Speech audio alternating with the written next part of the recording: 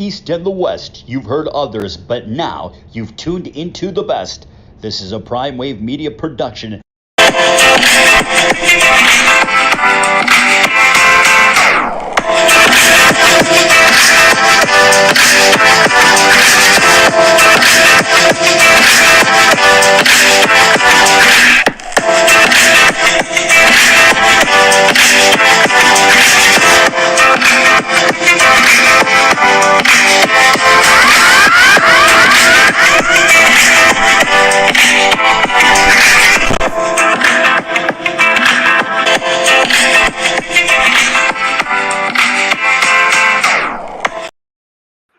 What's up, world? It's Friday. I'm feeling good. I'm feeling great. I hope you are feeling the same. It is time for the premier sports betting show, the PrimeTime Angles. And, man, it's going to be a nice jam-packed weekend this weekend. And I can't wait. It's just a lot of really good games and a lot of good events going on as well, too. You know, we no more college basketball. NBA regular season is coming to an end this weekend as well, too. They're making sure that all of us can have one last NBA weekend. Usually the NBA ends during the week. They start the playoffs at night.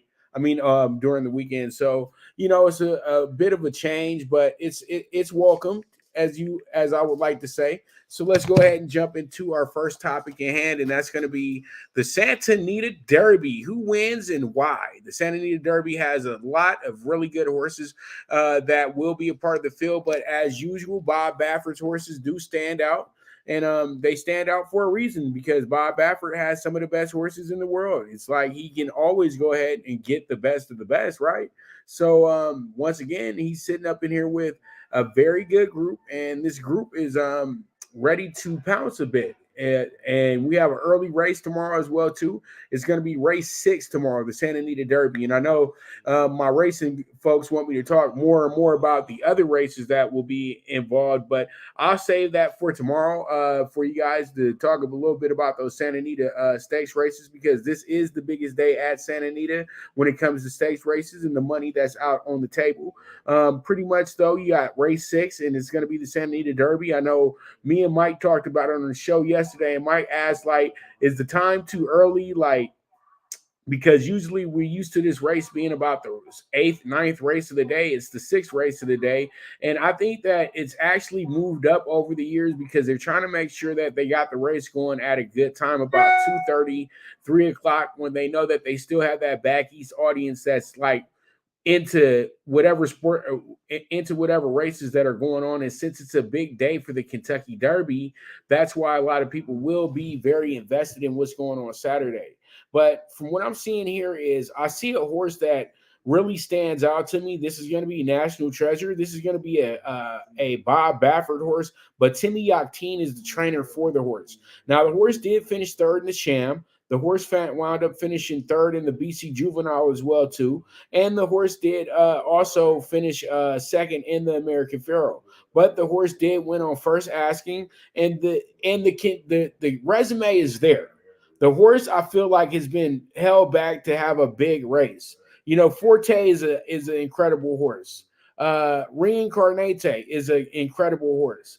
And they're just really good horses that beat this horse. So I know a lot of people probably will be all over Practical Move because Practical Move is an absolute monster. The horse has won its last 2 races in a row and broke its maiden in the loss in the Los Al's Futurity. That was absolutely amazing. And the horse came back around, won the San Felipe, a very tough race. So that horse gets a lot of love coming into this race today. Then One Vermilion, Eric Krujak's horse, is pretty good as well, too. That horse wound up winning a Derby race back at Sunland back in January. That horse wound up finishing 1st and actually had won 3 races in a row leading up to the Sunland Derby, where it had a pretty bad finish. But then there's this horse right here that Richard Mandela has. Geeks Goo Rocket Ride. This horse is going to be pretty good. Candy Ride colt. And I think that this is a horse that has to be taken seriously because on first time asking, the horse was absolutely incredible. The horse came back around, lost the Practical Move, who's going to be the big favorite today at the San Felipe. So, the horse has a lot moving in the right direction, but there's just something that sticks out about National Treasure to me. National Treasure just has, I would feel, the perfect name for the winner of this race and perfect name for the winner of the actual Kentucky Derby. So, it should be a great day come Saturday. But the funniest thing about me is I keep looking at this horse, low expectations. This horse is actually trained by Antonio Garcia. He's going to be ridden by Umberto Rispoli. But I would say that this horse has the coolest name out of all the horses. And funny thing is, the horse is actually owned by Redham Racing. That's Doug O'Neill's key owner right there. So it's pretty funny that they got this horse low expectations. And from what it looks like, you have Mario Gutierrez riding the horse. So most likely this probably was a horse that Doug had for a little bit as well too. But it did take the horse a while to win. It didn't win till it got to open claimers. That was at Santa Anita. Then they took the horse to the Sunland Derby. The horse wound up finishing second. So, there's potential here. The horse has some confidence to it. And I would put this horse up underneath for your exotics and everything like that too. So if you ask me right now what I want to do in this race, if I get to make my ticket, I would say 3, 5, 6, and 9 for this one. And the 6 horse will be the key horse for this group as well too. So we'll see how it goes. We'll see how it shakes out. Santa Anita Derby, race 6 from the great race place, Santa Anita in Arcadia, California. All right, let's go ahead and move forward. Let's talk about some boxing. In boxing, we have ourselves a very, very, very fun Saturday night. Up first, we got Bam Bam Rodriguez going against Chicarito Gonzalez and El Chicarito. So pretty much these guys will be battling out for the WBO belt, the 112 belt. Was that the flyweight division? Something strawweight, super strawweight. It's little people. That's all I can say is that it's little people. So pretty much we have a small weight class belt on the line. And, this guy brings a lot of excitement because, of course, he's Mexican. And everybody, is as long as you got a guy who can go in there and scrap and put in work, they're going to always, go crazy about this. But I keep trying to get people to understand, he's a smaller boxer. And when you're a smaller boxer, you're always going to be in life and death situations. 112 is actually a tougher division than it really looks. There is no superior boxers in 112 and 115 and 108 and all that stuff because they're little guys. They don't have a lot of knockout power. They don't have a lot of just sheer will to where it's going to be like a one punch combination that's going to put the guy out. They really got to accumulate a lot of punishment to be actually even stopped in a fight. And I think that a lot of people have to understand that you can't really put these guys in the pound for pound either because they're so little. And literally it's a 50-50 fight all the time. I know Bam is somebody that they really like a lot because his trainer is Robert Garcia. And that's awesome. That's great. But that shouldn't make you say that he's a top 10 guy because he's truly not. He's a really skilled boxer. He's really good at what he's doing. But we can also say that he did take advantage of guys that might be on their way out of boxing. And then, he gets a guy that's going to be actually a formidable opponent this time around. I feel like there's a lot of hype that goes into Bam simply because they feel like they have to gravitate to somebody who's active in boxing. It's easy to book fights for a 112, 115 guy, especially when you have Eddie Hearn as your promoter. So, yeah, that's great. You're fighting 4 or 5 fights a year, but these guys always have done that. There's nothing special about that situation. What it is that fans have this attraction to certain guys. And really, it's more about the fandom than anything. This is not an easy fight for Bam at all.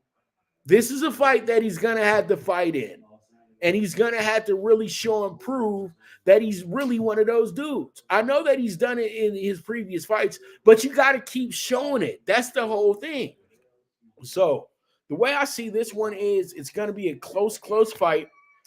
And I kind of lean towards Chicharito as the winner of this fight. I like him by decision. I know I'm going to get some value on that. I'll break out that ticket tomorrow for you guys. But I like Gonzalez going into this fight. I'll keep it real. All right, let's go ahead and jump into our next bout over the weekend. It's going to be Seb Fendora and Brian Mendoza. And Seb Fendora is somebody that is on the rise, 154 division, WBC interim champion. He's a guy that you're starting to get really used to. And I feel like his best days aren't even at 154. His best days are at 160, 168, 175. The guy is naturally strong. And then he does have the frame that will make anybody jealous. He's 6'7" and can make 147. That's absolutely incredible. The guy should be out on a basketball court somewhere or somewhere being an athlete that's not a boxer, but he loves the bang. And the thing about it is you'll meet Seb Fendora. He's one of my favorite boxers personally because he's such a humble and such a nice guy. And the funniest thing about it is you'll meet him and think that he might be the biggest square that you'll ever meet in your life. But he gets into that ring, takes his glasses off. It's a whole new ball game. And I think that he's in for probably his toughest fight to date, other than the Lubin fight, which became life and death for him and Lubin. I don't care what anybody says. Both guys were very hurt. It's just Lubin's trainer went ahead and made sure they ended the fight before his face got even more rearranged. And Brian Mendoza is a guy that absolutely starched Jason Rosario last time out. So this is a really good matchmaking fight. And we all know that if Fendora does dominate in this fight, there is no more, okay, he needs another stay busy tune-up type of fight.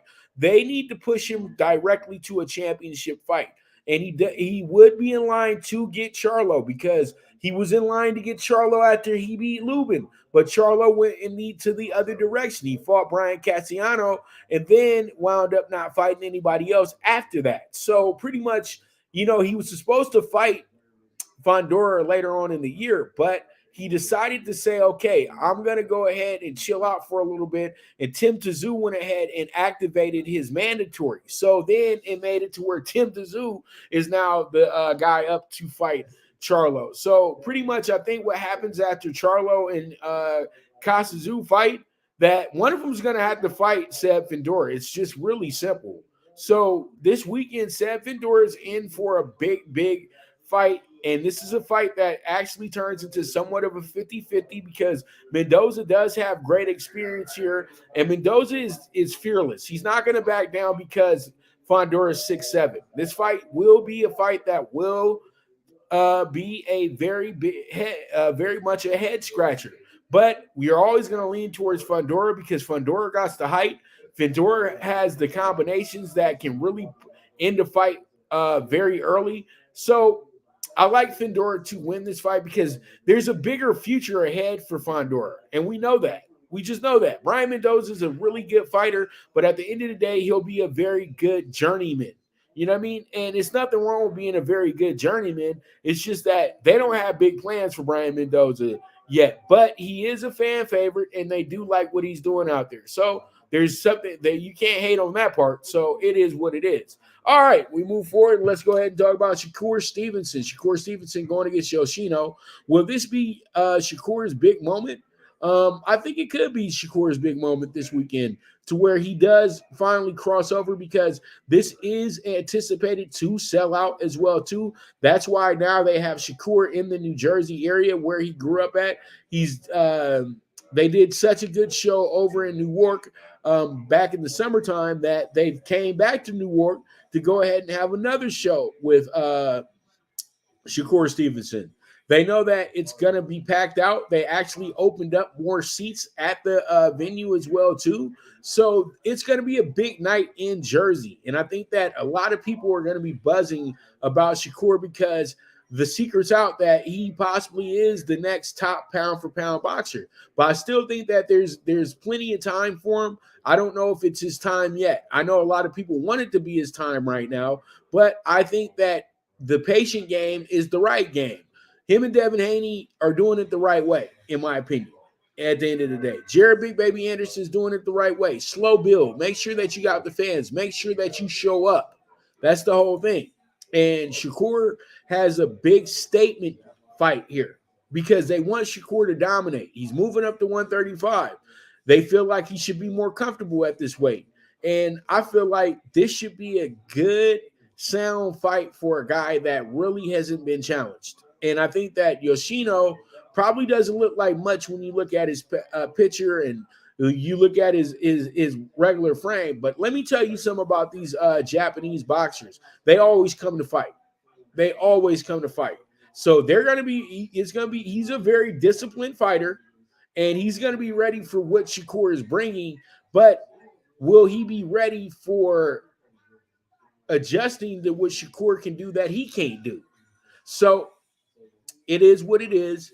And come on, we all like Shakur by unanimous decision, but I think Shakur gets a stoppage here. And so I like Shakur to get a stoppage by the 7th round. So I would say let's bet the 6th through 8th rounds and see what we can get out of that bad boy. All right, so with that, let's move forward. Let's go ahead and jump into Blue Crew Daily. And Blue Crew Daily, we got ourselves a very, very, very good game coming today with the Dodgers. The Dodgers are 5-2 right now. With the Dodgers won last night, 5-2 with superb pitching and timely hitting. What is different about this group? The Dodgers are still the same group. They really haven't changed. Let's just keep it real. They're a team that really does do well because they're in LA. And I truly do feel like this one is going to wind up being a very, very good season for the Dodgers. I already said that. I told you guys they won't be a 100-win team, but they'll still be one of the better teams in the National League. I don't see more than one team or one or two teams winning 100 games in baseball, period, this year. I think the Yankees are a 100-win team if everything comes together the right way. And I think that possibly that and keep it real, the Atlanta Braves could be a 100-win team this year. But other than that, I don't see any. I see a tough MLB. I see a lot of teams not being able to just go ahead and dominate for a whole month, like the Dodgers did for 3 months. The Dodgers had very dominant months. At one point, I think they won 20 some odd games in a row. So I truly do feel like Freddie Freeman is a very key part to what the Dodgers are going to be doing moving forward. Freddie has been just doing Freddie things. And Freddie actually last night hit his first home run of the season. It was an absolute monster shot out of Chase Field. So I think that all in all, you have a good, very good mojo going with the Dodgers moving forward for this month at least. And I think tonight the Dodgers really do have to be on their A game because Clayton's in Arizona. He's had his issues in Arizona.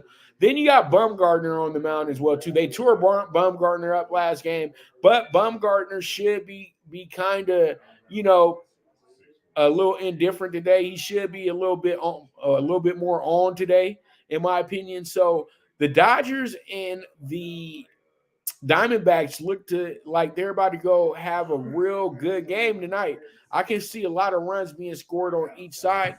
Even though I can keep it real, the Diamondbacks have kind of had a little bit of an issue with the offense here to start the season off.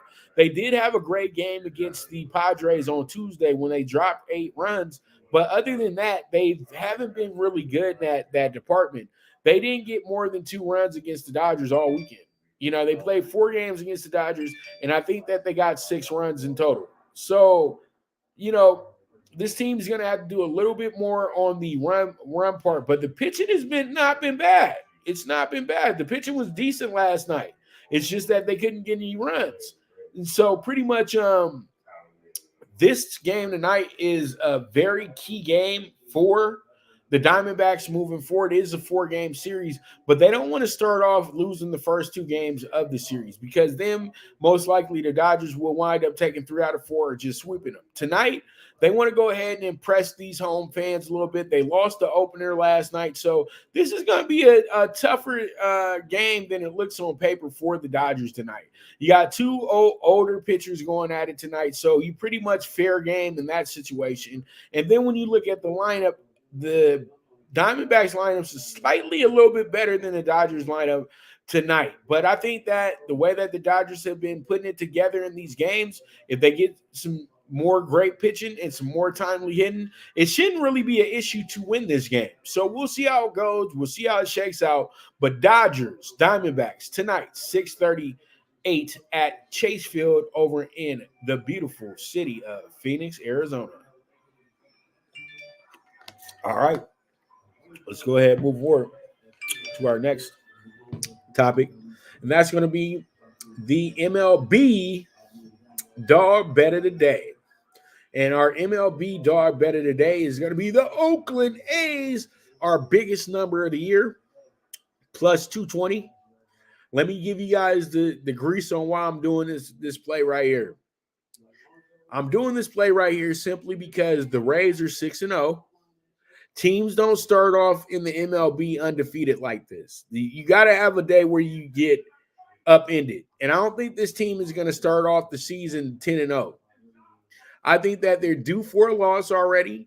And Oakland, I know that Oakland has no hopes. They have no hope at all. But Oakland is going to probably be a bet that only about 2% of the bettors take today because they don't trust them. And literally, the people taking them are like me. You're going to just go ahead and try to shoot for a grand slam on an 0-2 pitch, and you're going against the guy that's throwing 105 miles per hour. But you know that you good, that got that good hand-eye coordination, and all you got to do is just make sure you focus on the ball. And I feel like I'm focused on the ball today. I'm riding with what the book is riding with today. They want the A's to win badly because the Rays are probably the most lopsided bet in the sports book today. Let's keep it real because the Rays have been that good to start the season off. And the Oakland A's have just been exactly what a lot of us assumed and what a lot of us expected. But I keep it real. They gave the Angels some issues, and they gave the Guardians some issues. They really made them play. I know that they got absolutely smoked in 2 of those games against the Angels, but they won the opener. Then against the Guardians, the Guardians had to fight for every single win they got, and they only won 2. So this team actually is pretty surprising that they've already won 2 games to start the year off. So tonight, I feel like they fly out to Tampa Bay and get themselves a great win. And I'm going to take them as our biggest dog to date in baseball this year. And I'm taking them at plus 220 today. This is the Bet Us dog bet of the day. I'm feeling good. I'm feeling great. Let's go ahead and swing for the fences, and let's see how it goes. Let's see how it shakes out. All right. So with that, I'm going to go ahead and take our first commercial break. And when I get back, we're going to go ahead and jump into the State of the Lakers and NBA Friday night. So you stay tuned. And this is the Premier Sports Betting Show, the Primetime Angles with the one and only Pop DiBiase, the Primetime Capper. Now you and your friends can compete in the sport of kings and win big with Stable Duel. Get the app, pick your horses, and get in on the thrill of horse racing with daily games competing against other players. Bring home the glory and the cash and move up the annual leaderboard while you leave your competition in the dust. Get in the game with Stable Duel. Play, race, win. Good News Only Racing Club, led by the legendary Doug O'Neill, the trainer of 2 Kentucky Derby winners and I'll Have Another and Nyquist. Also trained 2-time Breeders' Cup champ Golden Sense, who are just a part of a long list of thoroughbred champions trained by Doug O'Neill. The Good News Only Racing Club has a young core of horses to look out for in Dennis's Celery, Irish Heatwave, and Notre Dame, just to name a few. Win the day every day with the Good News Only Racing Club, a proud sponsor of the NFL Bet Exchange. All right, here we are. We are back with the Premier Sports Betting Show, the Primetime Angles with the one and only Pop DiBiase, the Primetime Capper. Let's go ahead and jump into the state of the Lakers. The state of the Lakers also is a absolute, the Lakers are right where they want to be. The Lakers are playing great basketball right now.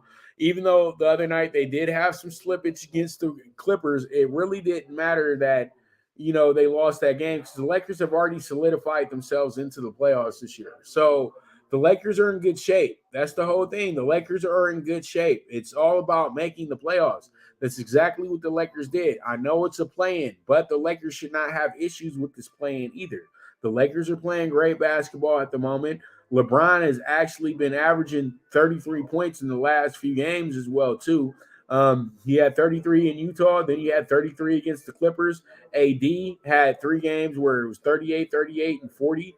The other night he slowed it down a little bit, only had 17, but he still had 14 rebounds. The Lakers are playing championship basketball right now. When you look at how this team has been in the month since January, they're a totally different team. They were absolutely awful to start the season. 2022 was terrible for the Lakers. Just October, November, and December were all bad months. Then they finally had their first winning month of the season in January. The Lakers had another winning month in February. Then they had their best month overall in March. So the Lakers have been a much, much better team since making these trades and also getting guys back healthy as well too. LeBron James came back pretty quickly from a foot injury as well. Then AD decided to not, sit out any games, even though he has bone spurs in his foot. So they're taking this to another level. And you got D'Angelo Russell dealing with his own foot soreness. And he literally, when he gets in the game, he's very productive. Then you got Austin Reeves, who's been an absolute safety valve. He's been a guy that you can depend on to get 25, 28 points nightly. So the Lakers got a lot of good things going moving forward. But the Lakers do have to start stepping up their defense like they were when LeBron was out. They also need to make sure that they're sticking together as a team. There was a lot of moments in that game where we had a lot of individual play. The Lakers need to make sure that they're making the right pass, making the right shots, and taking advantage of these teams when they start slacking a little bit on defense because they're more worried about AD and LeBron. So there's a lot of things that the Lakers can do moving forward these next few games to put them in a better position when they get to the playoffs. Tonight, the Lakers go into this game as the 7th seed. They're 41-39. They're a game back of the Golden State Warriors. But in reality, they're not a game back from the Warriors. They're still, if they won tonight and the Warriors were to lose tonight, the Lakers would wind up being the 6th seed right now, okay? So the Lakers really, really do need to go ahead and try to win out this weekend. But once they get to, say, if they both were to finish 43-39, the Lakers get the 7th seed. So literally it comes down to these final games for the Warriors and the Lakers. The Clippers might already have solidified themselves as the 5 seed. So Clippers and Phoenix look like they're going to be meeting. And then it looks like the Lakers and it looks like if the Lakers are able to move into this 6-0, they'll be playing Sacramento in the first round. So that would be pretty fun. That'd be pretty cool. But Golden State presents the type of team that can beat Memphis in the first round. The Lakers present a type of team that can beat Memphis in the first round. If I'm the Lakers or the Warriors, I'm trying to avoid Sacramento because Sacramento is a team that has been in the playoffs in over 17 years. And I know that they want to not just go home on their first visit back to the playoffs in 17 years. So they're going to be a tough out, in my opinion. And then if you wind up getting the A seed, you might be in some pretty good shape because Denver's not looking good at all right now. And if you say a team like Minnesota is able to draw them in, this might get a little ugly for them. So we'll see how it goes. We'll see how it shakes out. And it looks like Dallas is about done. They're 38-42. They're a half a game out from Oklahoma City, but they have everybody out tonight. Kyrie's out, Maxi Kleber's out, Josh Green's out. And so pretty much, and also Christian Wood's out as well too. So it's kind of nasty over there right now. But all in all, the Lakers looking good, baby. The Lakers are 12-6 in their last 18. That's absolutely incredible. And they look to go with the trend that I said that they need to do. The Lakers needed to win 7 out of their last 10 games. The Lakers right now are 6-2 in that category. So if they win out the last 2, they go 8-2. And if they go 1-1, they're 7-3. And I'm right on the money. And I think if the Lakers wind up going 2-0 this weekend and get exactly what they need to get, and that's a Warriors loss, then hello, 6 seed with the Lakers. But all in all, they got to get there first. Phoenix, they're going to be sitting out most of their significant players. Kevin Durant's out, Booker's out, Aiden's out, Chris Paul is out, and also who else is out? I think PJ Tucker is going to be out as well too. So literally, most of their team is out tonight. So pretty much tonight, the Lakers get to play against the Suns bench. And I don't know how hard they're going to play tonight, but I know those guys are going to want to get something going. They want to make sure they get something on the stat sheet. So the Lakers, regardless of anything, this game looks a lot tougher than it poses to be on paper. I'll just be honest with you. But I look forward to a really good game tonight. The Lakers will be tipping off at 7 o'clock tonight as well, at 7:30 actually. Sorry about that. But they're tipping off tonight at 7:30 at the Crypto Center. So we'll see how it goes. We'll see how it shakes out. Lakers, Suns, let's go. All right, let's move forward and talk about the Sixers and the Hawks. The Sixers come into this game shorthanded tonight because they got most of their guys sitting out. They've lost 2 out of 3 to start this month of April as well too. They've been pretty good here the last 6 weeks of the season, but we're running on fumes a little bit, Philadelphia. So they look to come into this game tonight against a Hawks team and just make sure everybody gets out of this thing healthy that they need for the playoffs. The Hawks are on an absolute tear right now. They've won their last 3 in a row after finishing the month kind of mediocre with the 3-3 finish. So now they've won their last 3 in a row, and they're trying to go ahead and solidify that Southeast Division. And that Southeast Division is still led by Miami, but they have a 2-game.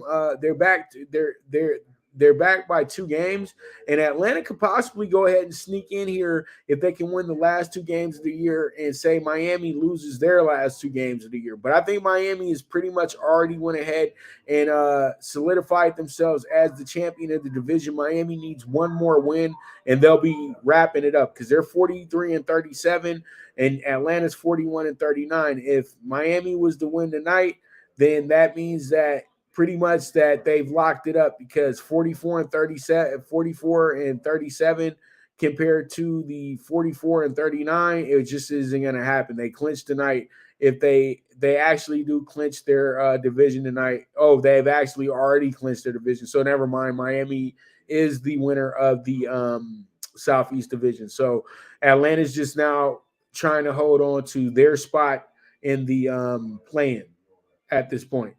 So they are looking at the AC right now, and they're holding off Toronto, who's now the 9 seed, and they're 3 games ahead of Chicago. So it looks like we're probably set in the Eastern Conference. But all in all, tonight, I think that this game winds up actually being the under 235.5 because these teams just want to get in and get out for this game. All right, let's move forward from there. We have ourselves the Knicks and the Pelicans tonight. The Pelicans are an 8.5-point favorite tonight, and then you have the Knicks who come in here 47-33. They're playing some of their best basketball of the season without Julius Randle. Then you have the Pelicans coming in here 41-39. So pretty much this is a really good game. And once again, New York is pretty much set where they're at in the playoffs. They're 3 games ahead of Brooklyn, 3.5 games behind Cleveland, and Cleveland is who they're going to draw in the first round. So, that should be a pretty good series and everything like that. The Knicks aren't really playing for much tonight. That's why they're a big dog.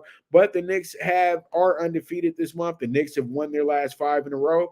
And these guys played a little spirited the other night. You got 3 guys who scored 30 points the other night. Quickly had 39, Grimes had 36, and Toppin had 32. Nobody spoke about that, though. But nobody's seen a stat like that since the New York Knicks when they played against Wilt back in the day when Wilt scored 100. So, there's just a lot of things that work out, but he won the last 5 in a row, and pretty much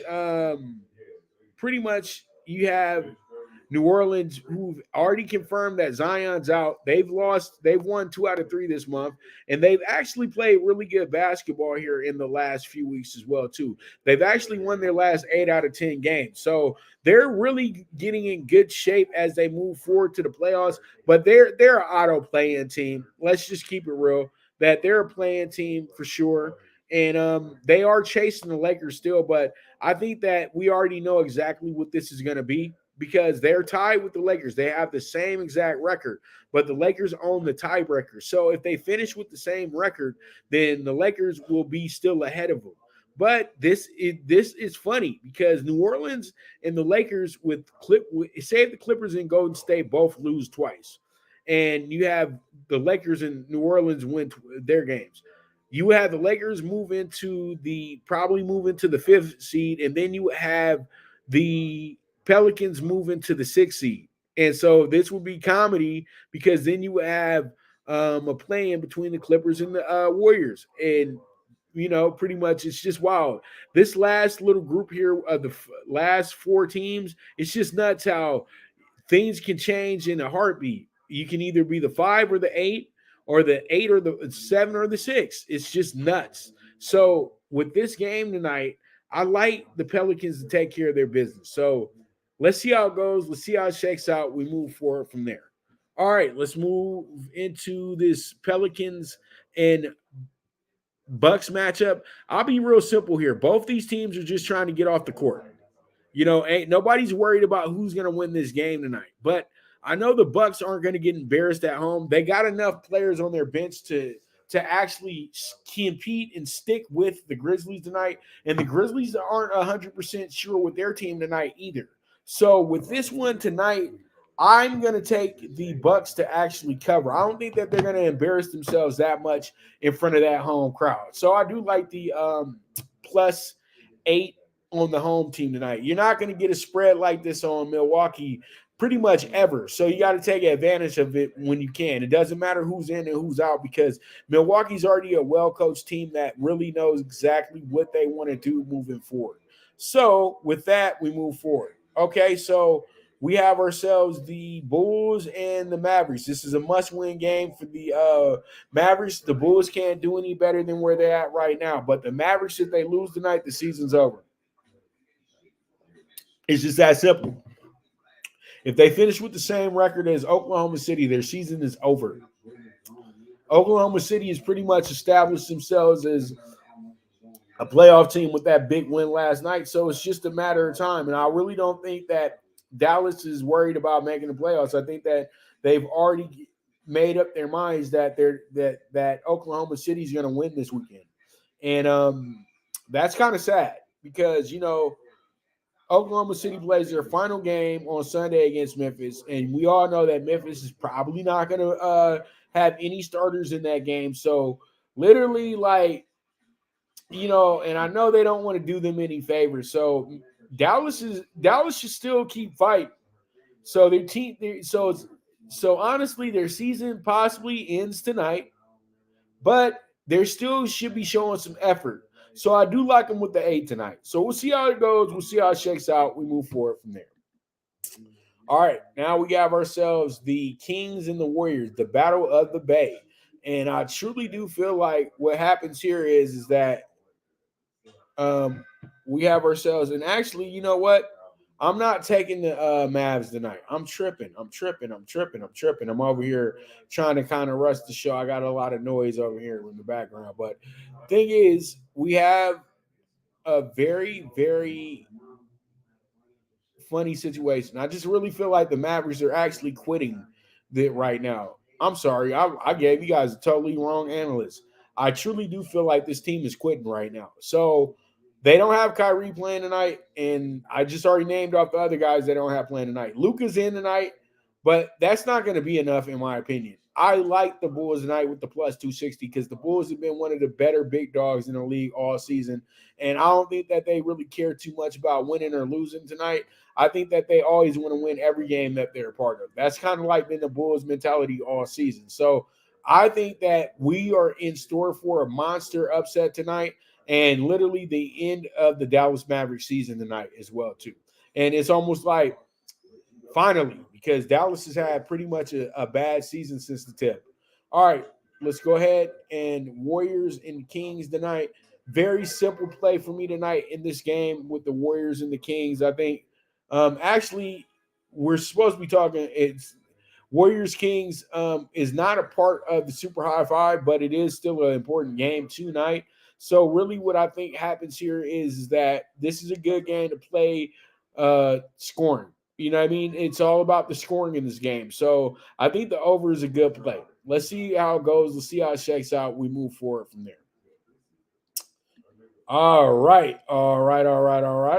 So we got Talkin Tickets coming up right now.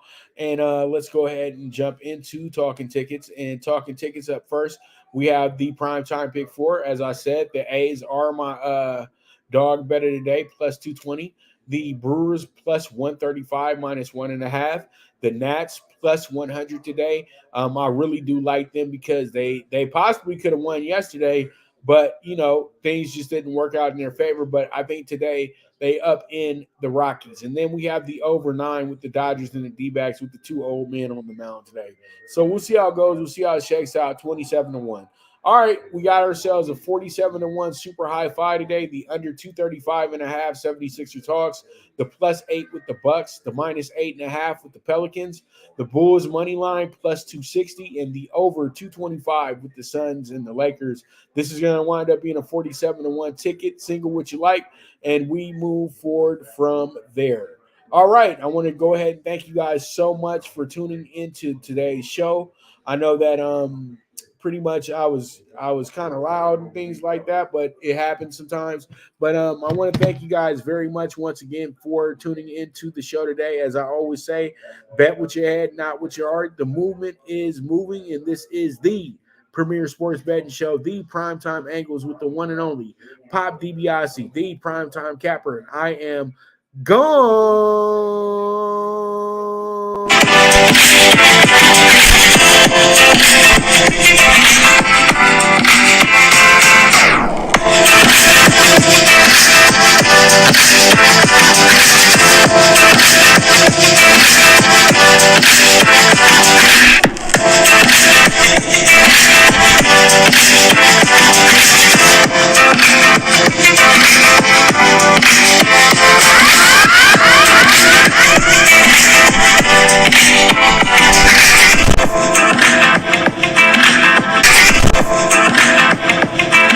From the East and the West, you've heard others, but now you've tuned into the best.